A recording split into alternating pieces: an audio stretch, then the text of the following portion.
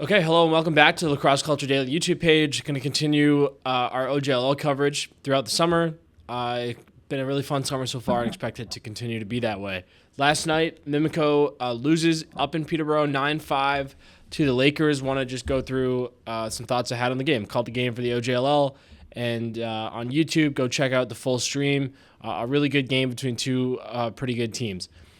I mentioned at the start of the broadcast, the lower the scoring, the better I thought that was for Peterborough. I think if the scores get, much higher than 10 or if the games become too much of a track meet, I think that favors Mimico, and if the scores stay low, it favors the Borough. Why am I saying that? Well, simple math shows you that Mimico won their first round series by scoring more than 10 goals in every game, and Peterborough won their first round series by despite only reaching 10 goals once.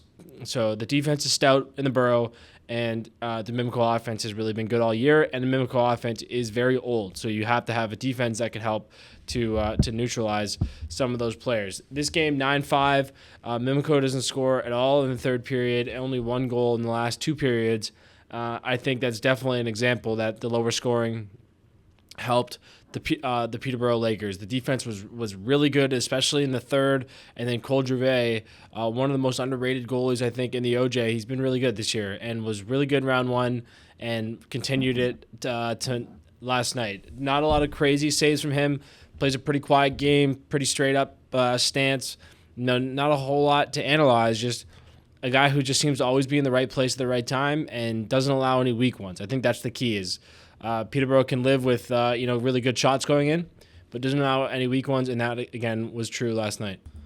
But I think the biggest story of the game was the shots. So the shots last night, 40-37 to Mimico, so still an advantage, but the 40 shots significantly lower than what Mimico has done to other teams. I look back on some notes through the Brampton series.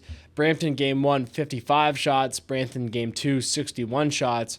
And Brampton game 3, 48 shots. And again, just 40 last night. Now, obviously, Peterborough's a better team, a more competitive series, so your shots are going to go down. But I think the biggest battle to watch in this series is, in generally speaking, between the Mimico offense and the Peterborough defense.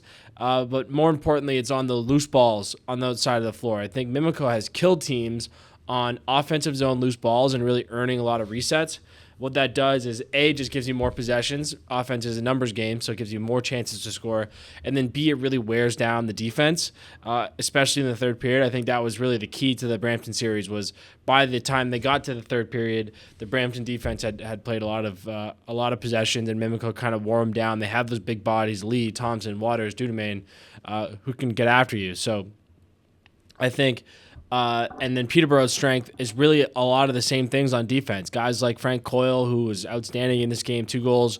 Nick Crowley, second-team All-Star. I thought he was phenomenal in this game as well. William White, Sam Trumbull. They got some big athletic dudes back there, and they win a lot of loose balls, behind the goal line, on the boards. Sometimes this is a glamorous game, and sometimes, those hidden plays really do make a difference. And I think Peterborough made enough of those to neutralize that kind of ground and pound, wear you down style that Mimico has thrived on. And, obviously it worked out well for them in the end. With that being said, Peterborough got a lucky a couple times in defensive transition at the start of the second period. They got one against them. Mimico scored one. Tavares scored.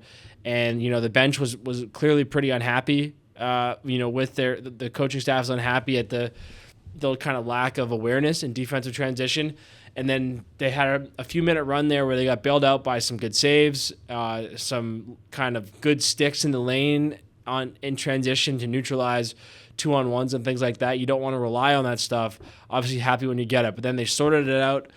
They had the power play goal in the second period, which brought them back. It was the game was 5-3, kind of in the balance. And then they get the power play goal in the second period, which brings them back into the game 5-4, and then they make their big run in the third period. That was Daniel Clark with the power play goal, one of 2 goals for him on the night.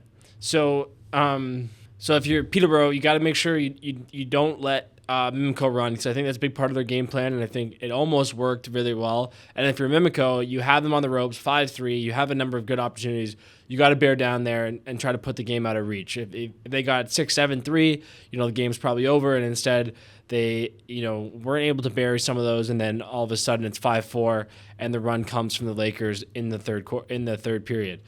For Peterborough, they'll be happy to see a late game run go in their favor. They had a couple of them go against them in that Six Nations series. They started fast in all those games, and then especially in game 1 and 2, it was a bit of an adventure to try to close out the game. So they'll be happy to have their own third period comeback, and obviously be happy to defend the Memorial Center. The other kind of major storyline of this series is Mimico has a lot of graduating players, and Peterborough doesn't. Just 2 or 3 guys for Peterborough, maybe a few more, but the bulk of this team is coming back. And on the left side, you have Nate Sage, Matthew Drimmie, Colby Wood, all 3 of them rookies. Colby Wood was announced as a nominee for Rookie of the Year by the OJLL, well-deserved, and really all 3 of those guys could have been in contention. Sage was really good again in this game. Doesn't play like a rookie, although none of these guys really do. But what I wanted to say was they scored the 5 goals in the third period. 3 of them in their run to kind of take over the game scored by those 3 guys, Sage, Drimmie, and Wood. And what a positive sign for the Lakers, not just for the future, but to show that those guys aren't afraid of the moment. Playoff lacrosse is intense. Playing in front of big home crowds is really fun, but you can definitely put pressure on yourself, and credit to those guys and the Lakers for, getting big production from their rookies in the game. If you're Mimico, obviously, you got to try to neutralize those guys as best you can and utilize your size and your age to the best of your abilities. On that note, just 2 goal scorers in this game for Mimico. Isaiah Moran-Weeks had a hat trick. Justin Tavares had 2. Don't expect that to continue. There's a lot of really good players, namely Finn Thompson, Dudemain, Waters, Justin Lee. These guys are going to get going at some point, I would expect. And, I think Mimico Arena, some home cooking is, to be expected. I think something that's interesting you hear about more in NBA and professional sports is that role players play better at home. I think that's probably true in the OJLL as well. I think typically your stars play pretty well on the road, and role players play well at home. So I'd expect Mimico to get a boost from those role players, and then their stars I think are going to have a bounce back game here. So should be a really fun series. 2 really good teams and 2 pretty evenly matched teams I think as well. So enjoyed game 1. Game 2 goes Wednesday night from Mimico Arena. Get there if you can. Should be a good one. And thank you for listening.